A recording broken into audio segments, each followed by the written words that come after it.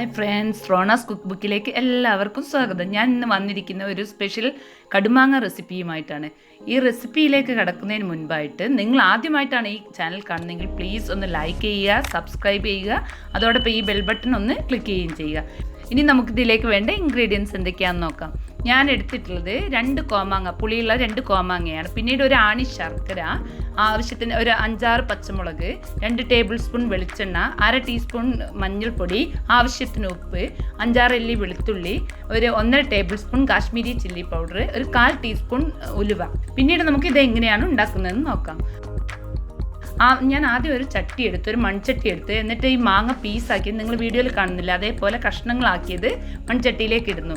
എന്നിട്ട് ഞാൻ എടുത്തിട്ടുള്ള കാന്താരി മുളകാണ്. നിങ്ങൾക്ക് വേണമെങ്കിൽ സാധാ മുളകാണെങ്കിൽ 2-3 മുളക് എടുക്കുക. ഇത് കാന്താരി മുളക് ആയതുകൊണ്ട് ഒരു 5-6 എടുത്തിട്ടുണ്ട്. പിന്നീട് ഞാൻ എടുത്ത് വെച്ചിട്ടുള്ള ഈ വെളുത്തുള്ളി ചെറുതായി നൈസായിട്ട് അരിഞ്ഞെടുത്ത് അതും ഈ മാങ്ങയിലേക്ക് മിക്സ് ചെയ്യുക. അതിന് ശേഷം ഞാൻ എടുത്തു വെച്ചിട്ടുള്ള 1.5 ടേബിൾ സ്പൂൺ കാശ്മീരി ചില്ലി പൗഡറാണ്. ആ കാശ്മീരി ചില്ലി പൗഡറും കൂടെ ഇതിലേക്ക് ആഡ് ചെയ്യുക. പിന്നീട് നമുക്ക് ഇതിലേക്ക് വേണ്ടത് ആവശ്യത്തിന് ഉള്ള മഞ്ഞൾപ്പൊടിയാണ്. അതായത് ഒരു 1/2 ടീസ്പൂണോളം മഞ്ഞൾപ്പൊടി ഇട്ടു.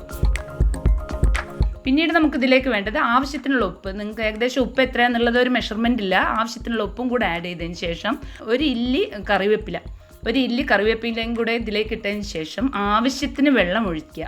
വെള്ളം ആവശ്യത്തിന് എന്ന് പറഞ്ഞാൽ നമ്മൾ ഈ മുറിച്ച് വെച്ച മാങ്ങ, ഈ ചട്ടിയിൽ കാണുന്ന മാങ്ങയുടെ ജസ്റ്റ് മുകളിൽ നിൽക്കുന്ന രൂപത്തിലേ വെള്ളം പാടുള്ളൂ. ഒരുപാട് വെള്ളം ഉണ്ടാകാൻ പാടില്ല, കാരണം ഇതിന് ഒരുപാട് വേവൊന്നുമില്ല. എന്നിട്ട് നമുക്കിത് മൊത്തത്തിലൊന്ന് നന്നായിട്ട് ഒരു സ്പൂൺ കൊണ്ട് നന്നായിട്ട് വീഡിയോയിൽ കാണുന്ന പോലെ നന്നായിട്ട് മിക്സ് ചെയ്യാം. എന്നിട്ട് നമുക്കിത് സ്റ്റൗ ഓണാക്കി ആ സ്റ്റൗവിലേക്ക് വെക്കാം. സ്റ്റൗവിലേക്ക് വെച്ചതിന് ശേഷം നന്നായിട്ടൊരു സ്പൂൺ കൊണ്ട് ഈ മിക്സ് മാങ്ങാക്കൂട്ട് നന്നായിട്ടൊന്ന് ഇളക്കി കൊടുത്ത് നന്നായിട്ട് അടച്ചു വയ്ക്കുക. ഒരു സുമാർ ഒരു 2-3 മിനിറ്റ് ആകുമ്പോഴത്തേനും അതിന് തിള വരും. ആ തിള വന്ന് ഒരു 4-5 മിനിറ്റ് കൊണ്ട് നമുക്കിത് കുക്കായി കിട്ടും. തിള വന്ന് അധികം വേവരുത്, വെന്ത് ഉടഞ്ഞു പോകരുത് മാങ്ങ. അപ്പോൾ ഇപ്പോൾ ഇതാ ഏകദേശം ഒരു 2-3 മിനിറ്റ് ആയിട്ടുണ്ട്. മാങ്ങ ഏകദേശം ഒരു വേവായിട്ടുണ്ട്. ഇത് നമുക്ക് കണ്ടാലറിയാം.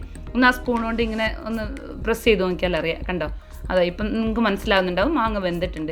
ആ സമയം നമ്മൾ എടുത്ത് മാറ്റി വെച്ചിട്ടുള്ള ഒരു ആണി ശർക്കരയില്ലേ, ഈ അതിലേക്ക് മധുരം കൂടെ ആഡ് ചെയ്യുമ്പോഴാണ് ഈ എരിവും പുളിയും ഒക്കെ ഒന്ന് ബാലൻസ് ചെയ്യാൻ വേണ്ടിയാണ് മധുരം കൂടെ ഇടുന്നത്. നിങ്ങൾക്ക് താല്പര്യമില്ലെങ്കിൽ മധുരം വേണ്ട, ശർക്കര ഒഴിവാക്കാം.